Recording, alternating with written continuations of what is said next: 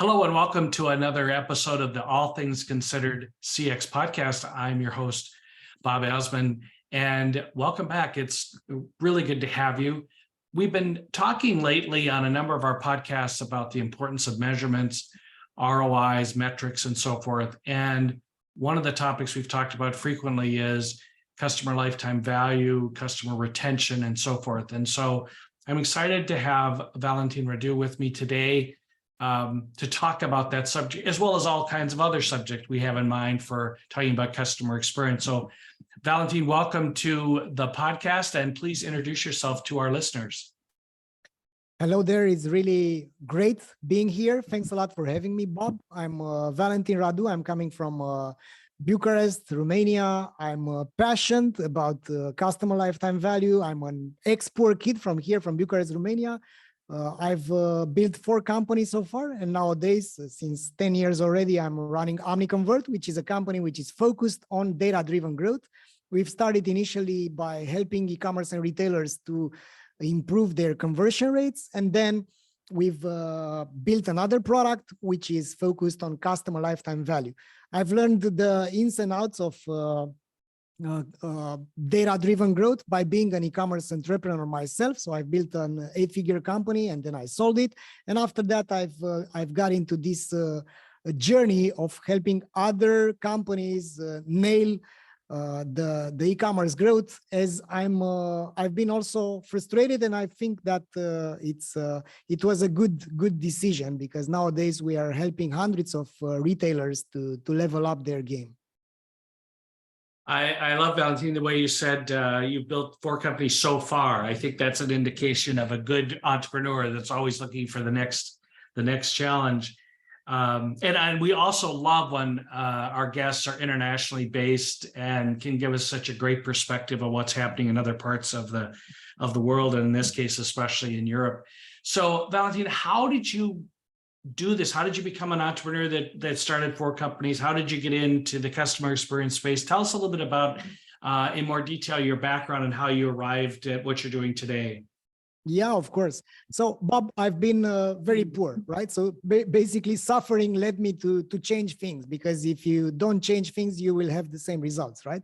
So I've been struggling to make ends meet. I've been building my first company to provide internet service in my neighborhood back in Bucharest. So I've turned that company from being having $85 a month. That was my salary at that moment. In 2 years after launching the company, we were making 40,000 euro in revenue. So basically, I've learned, I've been blessed with this opportunity to ride this wave. The demand was there, and I've basically had this opportunity to grow this company thanks to the demand. After that company, I've sold it.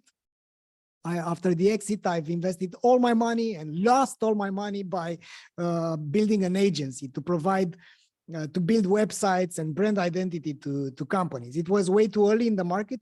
It was 2005, but I've had a customer, and basically I've teamed up with that customer, and we've built what turned out to become the largest online car insurance player in here. So basically we've helped people. It was a B2C, it was an e-commerce. We've helped people to buy their insurance online. And we've got that company to 14 million. And I've learned a lot about it, because we were making a lot of money, but we weren't profitable. And due to the frustration, I've started to look at the mechanics of growth. And I've said, after wasting my life in Google Analytics, I realized that, hey, the reason that we're losing money is because we are not understanding our own business model properly. And we were looking only at the visitor behavior. And at some point, I've started to do surveys on the customers to find out why they are not buying. And they were using our product, our website, only to find out which are the best insurance company. And they were buying those from their websites or directly from their points of presence in the offline. And then I've started to test, to do A/B testing. So I've built what turned out to become this software as a service tool. So basically, this is the ancestor of our current software tool was built at that moment. So I've realized that conversion rate and customer lifetime value are very, very important to level up any company. So basically, based on this e-commerce growth formula that I've understood, I've improved our business by 60% after year over year. So basically, it was, even though we were flatlining for 2 years, we were stuck. I've managed to change completely the direction. So after that, I've built this new company called Omniconvert. We focused first on A/B testing and helping companies to do conversion rate optimization. And since 2019, we focused, after analyzing what the customers really wanted from us, we've decided that customer value optimization is what we should be going after, because it was a new market for us. And we are seeing right now that the demand is 9 times higher than last year. So basically, if you go on Google AdWords and look at the trends, 9 times more people are searching for customer lifetime value than last year, because the customer acquisition costs are through the roof, and companies are now in this position to keep more customers coming, because otherwise you are barely breaking even, or you are losing money. So Valentin, tell me a little bit more about this, because customer lifetime value was very popular 10 or 15 years ago. It was everybody in marketing was talking about it. We really weren't talking about customer experience back then. That wasn't a phrase we were using. And you said it's because acquisition costs are through the roof, but is there more that's changed as to why companies are coming back to lifetime value? Because one of the complaints, I don't know if it's a complaint is the right word, but one of the complaints about lifetime value is it's very difficult to calculate. So 2 questions there. Is there more to it than just the high acquisition costs that are bringing people back to it? And secondly, how do you address this issue of it's very difficult to calculate? Yes, so the reason why more companies are now being forced is that indeed the customer acquisition costs are higher, and on the other end there are more players addressing the same eyeballs, the same audiences. So we've seen that what happened when pandemic started, most of the traditional companies migrated through the digital, and they've made a lot of investments because they could afford it. And on the other hand, a lot of e-commerce companies suddenly started to show up. So we've looked at the statistics from Shopify, and it looks like something like 40% of the companies that are now active as e-commerce weren't active pre-2021. So that means the market is suddenly way more higher, more competition, higher customer acquisition cost. And what happened at the same time is that iOS 15 showed up, third-party cookies are gone, GDPR and CDPA and all that dance. So those things forced companies to become more aware about how much they are spending to acquire a customer. And they also realized that now that they can't break even on the first purchase, they should be looking at how much it takes for them to break even. And that's named customer acquisition cost payback period. Moreover, customer lifetime value was what they should be now measuring. Indeed, is hard to nail it, but we've built a technology that is doing this automatically. So basically, the formula of customer lifetime value should take into account the customer churn, the purchase frequency. Can you still hear me? Valid. Moreover, we are seeing that companies are not aware about their customer lifetime value due to these, let's say, challenges to measure it and to calculate it. We've built a technology exactly for that, because there are many ways to interpret customer lifetime value, but the beauty of it is that it's not that hard once you have the data at your fingertips. And we did these integrations with Shopify, with the VTEX, with the Magento and other custom-built platforms, so that we can do this automatically. And the formula of customer lifetime value should take into account the purchase frequency, the average margin per customer down the line, so, and also the customer churn, so which is 1/1 minus the customer retention rate, just to get a bit into the math. But you don't have to know this. What you have to do is to either use a proper finance guy, which gets marketing as well, and also, or you can use a tool such as ours. So at this moment, what we are seeing is that companies are becoming way more aware about the fact that they need these kind of tools to do this, because they are either overspending to acquire customers that never come back, either underspending to and they are not grabbing they are not capturing the market which is there for them. And as Jeff Bezos said at some point, the one which is winning the market is the one which is affording to pay the most to acquire that customer. Right. And so often companies and organizations collect data, but they don't know what to do with it. How do you help organizations organize the data? So let's say I'm an organization, I have all the data you're asking about or talking about, but I don't know what to do with it. How do you help companies do that? Yeah, so we've built a program to train them. So it's called the CVO Academy. And I'm also writing a book about it, which is called The CLV Revolution. And if you want to pre-order it or read the first chapter, you go to www.theclvrevolution.com. So education is the thing that we are doing for companies besides the technology. Another way to help them is we provide them with this initial onboarding, and we do a matchmaking between them and agencies which are vouched by us to provide this type of customer value optimization services. So basically that's how we help them out. And another important thing to understand, Bob, here is that there are 3 pillars of customer value optimization, right? So if you want to increase the customer lifetime value, you have these 3 pillars. Is what you sell as a company, which means the products that you're selling, the merchandising, how many, how diverse, what is the quality of those products, what kind of products are you pushing, what kind of products are more sticky than the others in terms of having customers coming back if they start by buying this SKU over another one. The second pillar of customer value optimization is what you say, meaning the marketing, right? So how you are promoting, what kind of customers you are acquiring, what kind of products are you pushing, what kind of follow-ups, remarketing, drip campaigns, onboarding campaigns you are running. And third, and not the least, by all means, is customer experience, what you do, what kind of customer journey, what kind of treatment are you offering to your customers. So all of those 3 pillars can be measured. Yeah, you can understand if you are not having your customers coming back, you can benchmark yourself against other companies which are selling the same thing that you do, and you can see if you have a problem with the products that you're selling, or if you have a problem with the marketing, or if you have a problem with the customer experience itself. So that's how we help them level up their game. Valentin, I think those are really important pillars. I want to emphasize those for our listeners. What you sell, what you say, and what you do.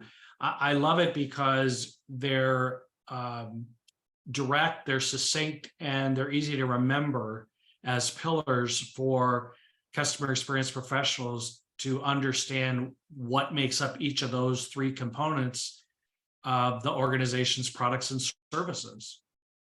That's right. Yeah, it's simple and it's beautiful and it's easy to understand by anyone, because if you want to have customers coming back, the most important thing is no amount of marketing is going to fix a broken product. So it's clear that the products that you're selling, and of course that's not only in e-commerce, it's in services too, it's in software as a service as well. So if your products are fulfilling the needs, right? So if you are delivering the value through your products, your chances to have customers coming back and become brand ambassadors are higher. Now, in this market where you can find the same products everywhere, let's say, look at the grocery retailers, look at the electronics providers, look at the airline tickets, right? So you can find the same products pretty much on other websites as well. So you can differentiate if you have the parity over the products, if the quality is there, you can differentiate through the services that you are providing. It's what you do, which is the customer experience, right? So basically, if you treat your customers better, if you're more relevant, if you have this concierge approach, if you know how to make them feel good about the products that they've bought, if you instruct them on how to extract the value from the products that you're selling, then you can provide them a better customer experience, and the chances for them to come back are higher as well. Now, and last but not the least, it's in the marketing. So because if you're selling a product for the first time to a customer, you are selling the promise of a better future, right? Your products are like a bridge between a bad state of reality and a brighter future. So if you know the desired outcome of the customers that you are addressing with your products, and if you know the jobs to be done with your products, then your marketing is going to be way more compelling, way more relevant. And having a customer which buys only once is not like having a customer. You basically have someone which was testing you out. But if the average purchase frequency for the products that you're selling is like, let's say in cosmetics, it's 3.5. So any customer that buys a cream or whatever from the cosmetics places 3.5 orders. If you look at this benchmark, and if your purchase frequency is only 1.9 or 2.5 or whatever, if you are below the average, you are not doing the right thing, either with your products, either with your marketing. So that's how customer value optimization works. And of course, to know all of this, to fix all of this, you need to know your customers. And that's why I'm a big fan of customer segmentation. So segmenting your customers will allow you to see which are your best customers, why they are buying, what they are buying, what makes them coming back to buy over and over again. And knowing your ideal customers is way better than building those fictional buyer personas, because you know your real customers, right? And any customer, any company has those ideal customer profiles. It's just that most of the companies simply don't know who their best customers are and why they are buying. And that means they are shooting in the dark with their marketing campaigns because they are not nailing the right messaging. For instance, they keep on pouring money on ads, diversifying the creatives without knowing, hey, our best customers are buying, I don't know, these creams because the fact that they want to feel young again. Let's say you are selling these creams, and if you look at your best customers and you look at their age and how they are explaining why they are buying again, then voila, you have the jobs to be done. Feel young again thanks to our cream, which contains whatever, sheep milk from New Zealand or whatever that is, right? Right. So, are you segmenting customers based on revenue, on purchasing patterns? What have you seen that makes the most sense in terms of segmentation? Yeah, in retail and in e-commerce, it's that thing which comes all the way from the 70s, if you can imagine, Bob. It's called RFM, recency, frequency, monetary value. They've been using this segmentation method so that they can save money, because it was expensive. You know, when you were doing direct marketing, direct mailing back in the 70s, it was expensive to print out the letters, the envelopes, the shipment of those messages. It was expensive. So they wanted to focus on the right customers. And with the RFM, RFM stands for recency, frequency, and monetary value. With RFM, you can understand that the customers that bought most recently, they are more open to buying again. So basically, those are your usual suspects. Then if you've been have a high frequency, again, the chances to come back are higher. And if you have a high monetary, you have a higher chance to come back. But if you have high recency, let's say you've bought these creams, to continue this example, in the last 30 days, you've bought 5 times already, and your monetary value based on the lifetime value is among the highest, the best customers that you have, because you have tiers of customers, right? You have scores from 1 to 3, 1 to 5. And if you have high recency, high frequency, high monetary value, then you are among the soulmates, like we call them, the best customers that you have.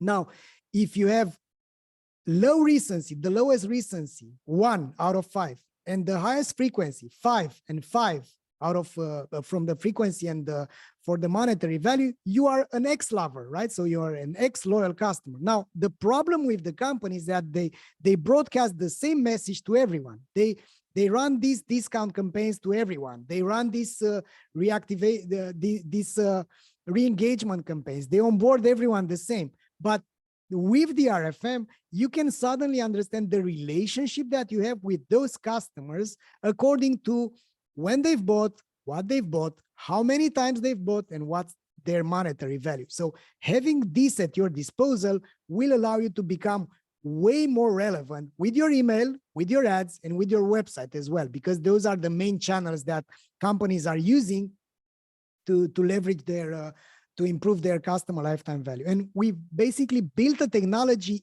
exactly for this. So we automatically calculate lifetime value. We automatically calculate the and segment the customers. And then we push this data to email providers, to Facebook ads, to Google, YouTube, Instagram, whatever. Yeah. So the beauty of RFM is that it can be leveraged way better nowadays when we have these digital channels and when is it so cheap. So we have a company, for instance, which is selling furniture. They've increased their return on ad spend by 62% by using the RFM segmentation against Facebook's default segmentation. I mean, Valentin, there's another flashback term, RFM. I remember being in direct marketing a number of years ago, and that's all we talked about was RFM. And I guess we might call it something different these days, but some of the old ways of doing things still ring true today. And RFM is an excellent, I just have been smiling since you've been talking about this. It just remains an excellent way to segment customers, and we should do it. And maybe direct marketers do that, but other organizations could benefit from doing the same thing that would help drive their customer lifetime value. That's right. And again, Bob, the idea is that knowing this will make you a better marketer, will make you aware about which are the products which are being bought by your most loyal customers, and it's going to transform the entire organization. And the reason why many companies are not doing this already is that, unfortunately, in bigger companies, the politicians are running the show, right? Because there are those fantastic leaders which are persuasive, which are full of trust, right? They are good leaders, but they are not data driven. And they don't understand all of those things. And that's why we are seeing those agile direct-to-consumer companies like Allbirds, like Culture Kings, like all sorts of companies which are starting from the digital world, and now they are going offline, right? They build their stores, their shops, they have this bricks and mortar presence. And basically what's happening is that they are customer-centric and data-driven. And by that, I mean that their reporting is around things like customer lifetime value, net promoter score, RFM transitions, knowing how many loyal customers you acquired, informing the product teams around which are the products that make your best customers come back and buy again. Those type of things must be understood by the decision makers. And those traditional companies are now endangered by the fact that they don't get what kind of gold mine they have in their own customer data.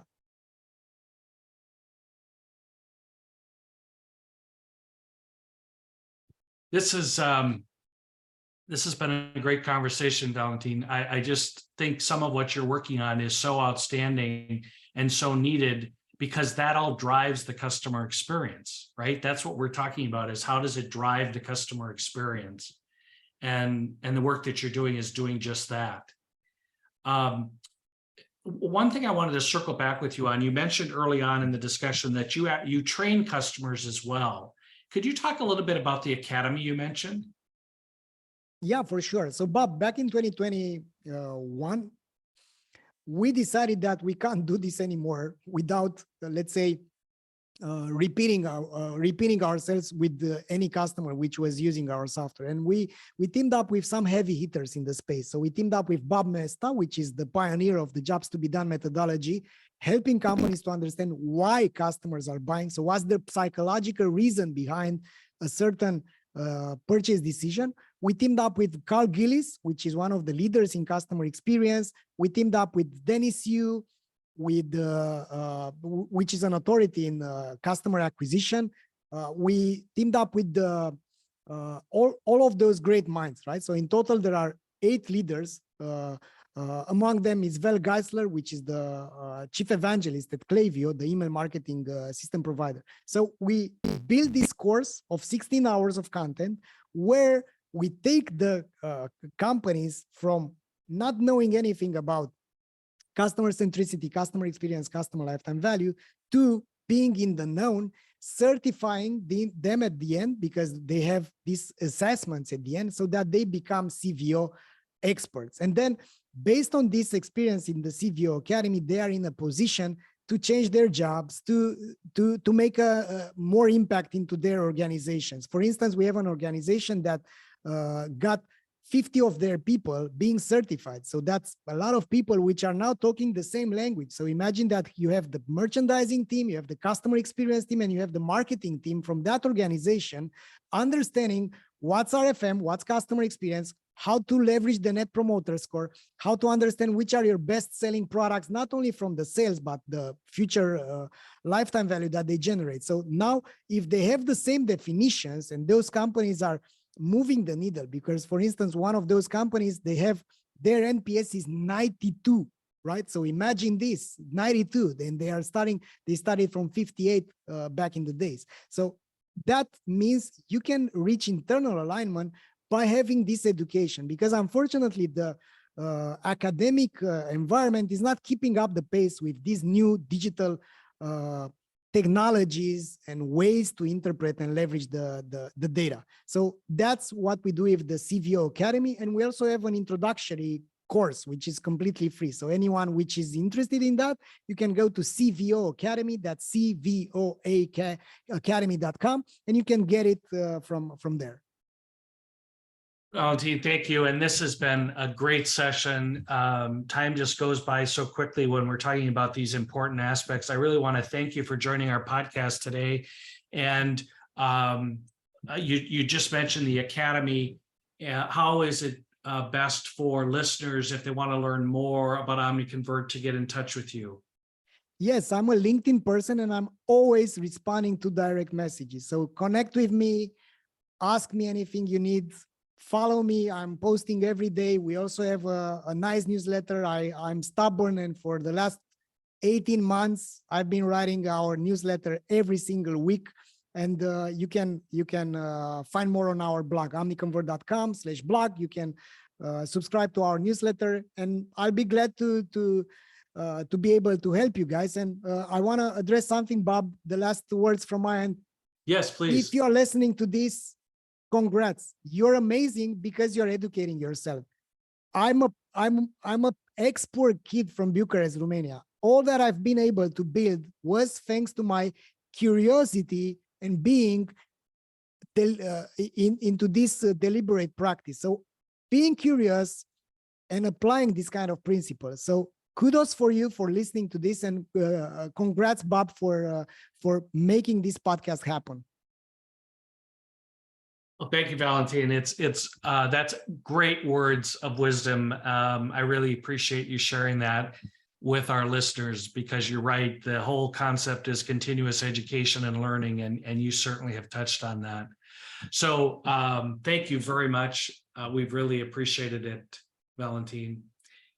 And this has been another episode of the All Things Considered CX podcast. I'm your host, Bob Azman. If you've enjoyed this episode with Valentin Radu, please share it with your networks. And as always, stay tuned for another edition of this podcast, as well as my other fellow podcasters on the CXFM radio network. Thank you.